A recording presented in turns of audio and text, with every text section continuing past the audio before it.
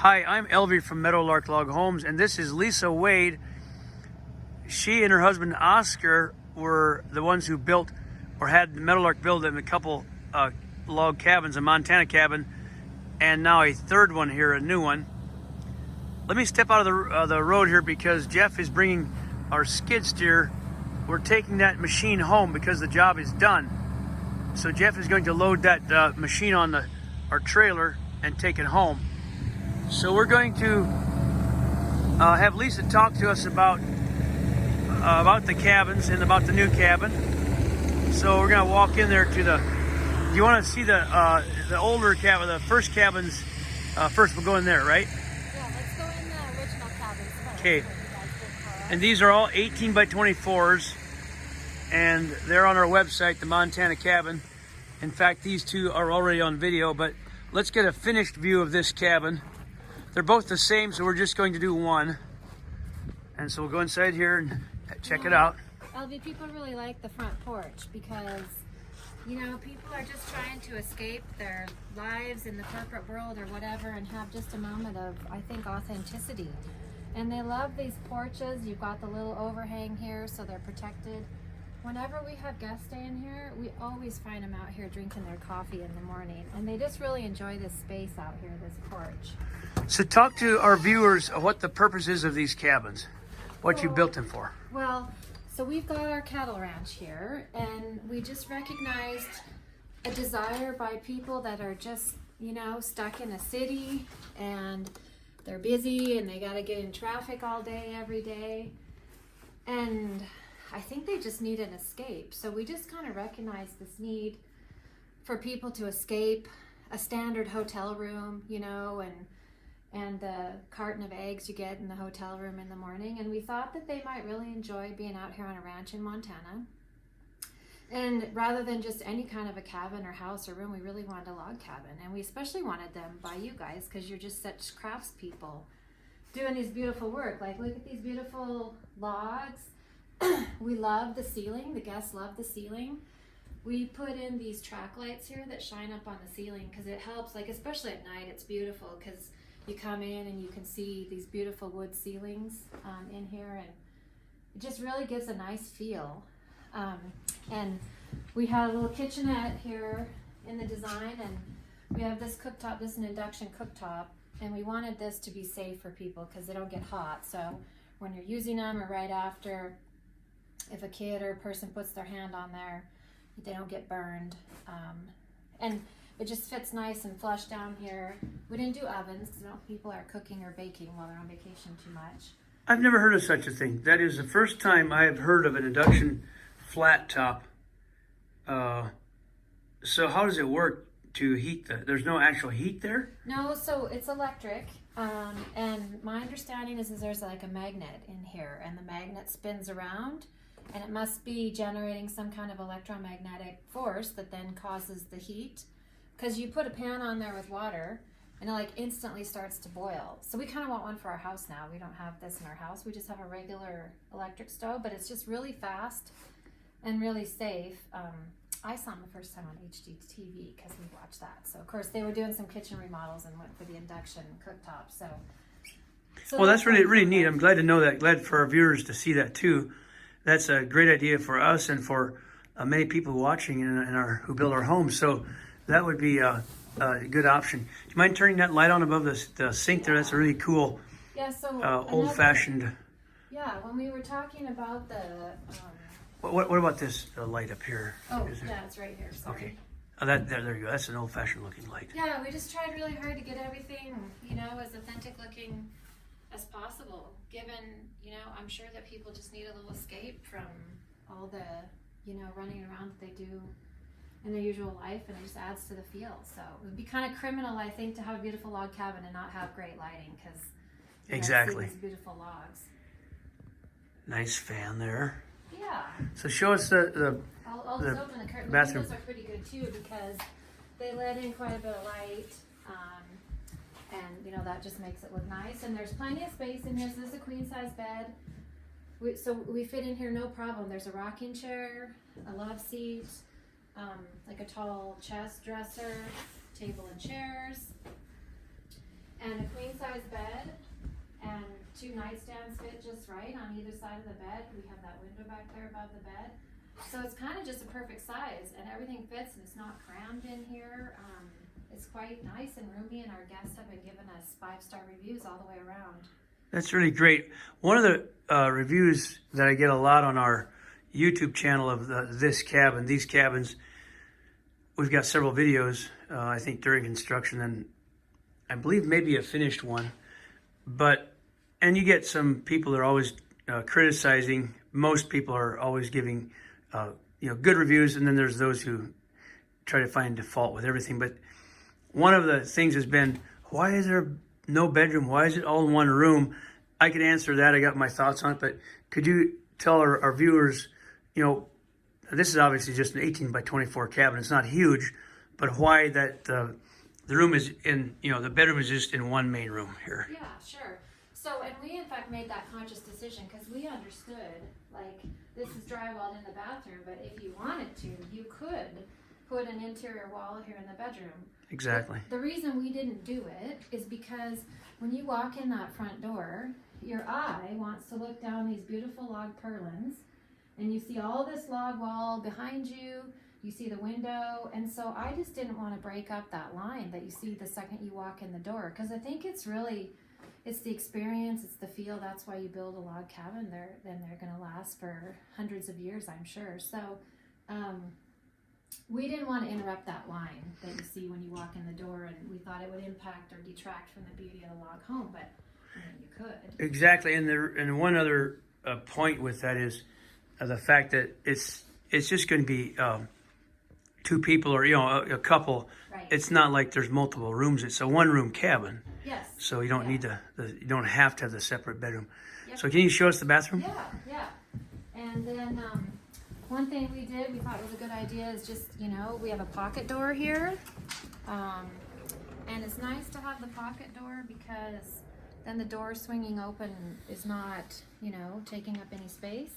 I don't know how much carpenters love to install pocket doors, but they did, and it's beautiful, and we love it. And then we stained it this nice color.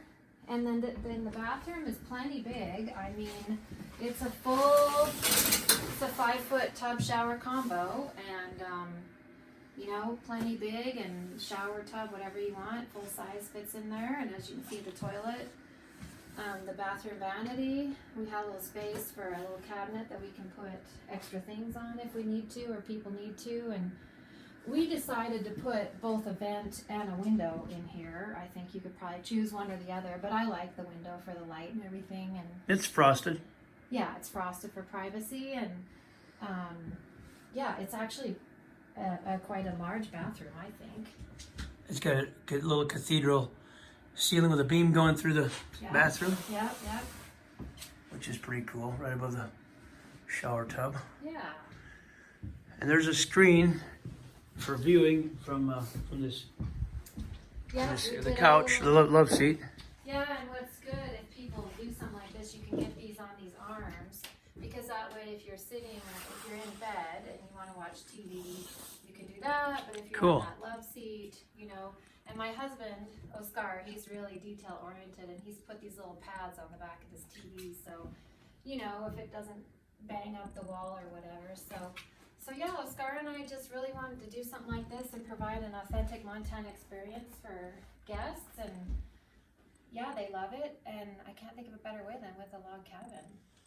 Well, we're really glad to hear the reviews. It's been working out positive for you guys. This was 2 years ago that these were built, and so that's great to come back after 2 years. Now let's walk across the path here and check out the third 18'x24 Montana cabin Lisa and Oscar had us put together. And Phillip, we call him Farmer Phil, but he does farming, but he also does a lot of our varnish and chinking, the caulk between the logs. He did the stain and the varnish chink on these two. And so that was all his work, the stain application. After 2 years, it's perfect still, obviously. No fade, nothing has happened to the stain, and it should last a lot longer than that, but 2 years later it's in great shape. So we did the assembly of this cabin. The concrete was here, and we put the floor down and the porch floor with the 2-inch thick planking there for the floor, and the thick 3-inch porch steps, and the railing and the roof system all the way through the felt. Now the roof is not the roof metal has not been put on yet. It's got the synthetic felt there, and the roof wrapped with the cedar fascia. So this is almost exactly the same. I guess it is exactly the same as the first cabins. So let's go on inside, Lisa, and see what Phillip's up to. I assume he's inside because his truck is outside, and it's a little chilly out, but it should be warm in there to do the varnish chink. Yeah, here he is. Phillip is here with a gun in his hand, and it's a chinking gun. He's applying the caulk between the it makes a nice finish. The crack disappears, or the seam disappears under his expert application of that caulk, chink. So let's watch that line disappear. Wow. It just makes it blend in so nice, and it gives an extra seal. This chink product called Conceal is extremely tacky, durable, kind of rubbery, and it's stretchy. And you have to have the right product for these logs, because logs shrink and they expand and contract with heat and cold. Most people didn't know that. I don't know if you knew that or not. Yeah, well, I didn't, but I learned a lot from you guys over the last couple of years. So logs actually expand and contract with heat and cold. Not a lot, but some. They can move. And they always will a little bit, which is a natural process. And so you need a rubbery chink product that can stretch and not tear if the logs do their expansion or whatever. Back here behind Lisa, you can see these seams here they're sealed. They sit flat together with a gasket in between, so it's tight. There's not like there's any air leaks, but the chinking, it makes those lines disappear and gives it an extra level of sealant down all the roof. All the corner joints. The bigger checks, you could call them cracks, but the proper term would be a check. Like here's one that we're going to fill with caulking, chinking. And the bigger ones we fill with chinking. The next spring, when it's warm, we'll come out and do the exterior stain application, and we'll do the chink on the outside. So where did you fill one up? See, they disappear. That's why it's called Conceal. There it is. There's one up there. There's a couple that Phillip covered, filled in. So it just seals them up. This is the window trim that the crew put in the windows. And Phillip gave us three or four You could coats. talk about the fire and the Yes, I will. I'll do that. That's cool. Excuse me, Phillip, how many coats of varnish did you put in the inside of this house? 3 coats of varnish. 3 coats of varnish on the logs, sealing the window trim, door trim. And then, Lisa, talk to us about what you were starting to say about the log up there. Well, Phillip pointed this out to me, and I think this is really neat. So when you look on this log closely at the knots, they're quite black. And so Phillip explained that this had been through the forest fire that had happened a couple of years ago. And my apologies. And I just thought that this was neat, so this would have been a standing dead tree after the forest fire, and now it's in this cabin instead of, not serving any purpose. And I think the black knots are really beautiful. So they're beautiful to look at, but they're also, every house has a story. So now my husband Oscar said, yeah, here's our story for this third cabin now that some of this came through the forest fire and is now being used. Many of these logs were actually in that fire. So currently, most of our timber, a good portion of it was in they're still standing dead, but it was through a burn. So what's the dog's name? That is Zemma the cow dog. So she's nice. my dad's faithful companion and helper. So All right. she helps Dad move the cows around. And in fact, Oscar, my husband's helping my dad right now, or he'd be up here commenting. But one other interesting thing, the reason this third cabin is a big step of faith for my husband and I, because Oscar and I both been working for about 20 years as employees, and we both wanted to be entrepreneurs for our whole life. So the first two cabins were successful enough as we did them on the side while we were working as employees that we took a leap of faith now. So this third cabin represents my husband and my's leap of faith to be entrepreneurs permanently. So we're very excited about it. Well, that's so exciting. We're so glad to hear that story and that it's working out and that we're able to provide another cabin for you guys. So good job, Phillip. It's looking great. He's going to get this sealed up, probably looks like today or tomorrow, right? It's all wrapped up? Yep, today.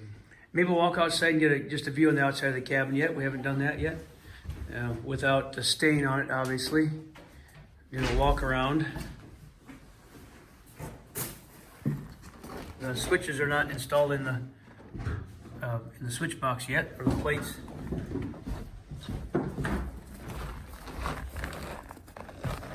I'll step back here and get a look around here. And this is a ranch. Were you born and raised on this ranch, or did your father get this after you were grown? I was born and raised on a ranch in Pleasant Valley, about Okay. an hour west of here, and then my father got this ranch approximately 20 years ago and has been developing it ever since. And over there in that kind of empty corner, I think, Elvie, that's begging for a couple little cabins over there, maybe? Yes. In the future? It's so beautiful, the slope, looking down in the meadow. Yeah. And so, yes, absolutely. We would be honored to be able to provide more cabins or housing if that comes to pass. And there's the house where Pete, Lisa's father, lives, and the barn down below and the cattle. It's just really a beautiful place. We love this setting. It's outside Kalispell, Montana. Before we go here, I want you to tell them what your website is. How do we find the cabins? How do people find these cabins to come in and book a stay with you in one of these cabins? So we have the cabins on Airbnb.com and VRBO.com. So if you search under there in Kalispell or Kyla for cabins, you'll find them. We also have a website, which is www.montanabetterbeef.com, montanabetterbeef.com, all spelled out. That's where we sell our organic beef. And you can also, our phone numbers and everything are on there. People can just call if they want to talk about the cabins or whatever.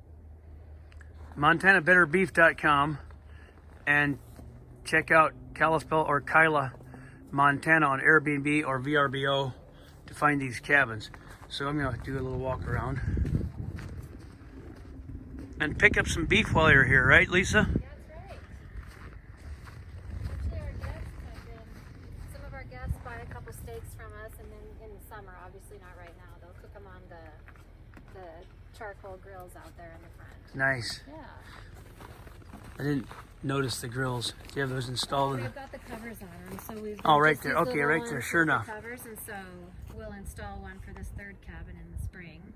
That is so cool. That way the guests can get to know each other if they're from different areas and have a little community going on here. Yep, and then sometimes they go down there and make s'mores in that little fire pit down there. Oh, how cute. Not this time of year, of course. This is really nice. And what I see about the three cabins is, like I mentioned, community. They get together and they can come out, hang out together, build a fire, and have the kids run around out here. Isn't that great? It is really good, and people, when we come up walking up here, the people will be sitting on their porches talking to each other. So it's just the right amount of distance to talk to each other when you feel like it, and when you don't feel like it, you don't have to. That's really good. Yeah, people seem to be really enjoying their stays here, so we're happy about that. Well, that's good. We'll walk around the back here.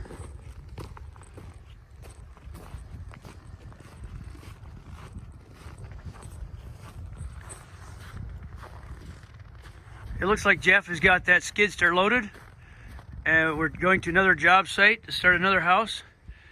But this is the back side of the cabin. And we thank all of you for watching. And we thank Lisa for giving us a little tour and God bless all you, and we'll see you next time.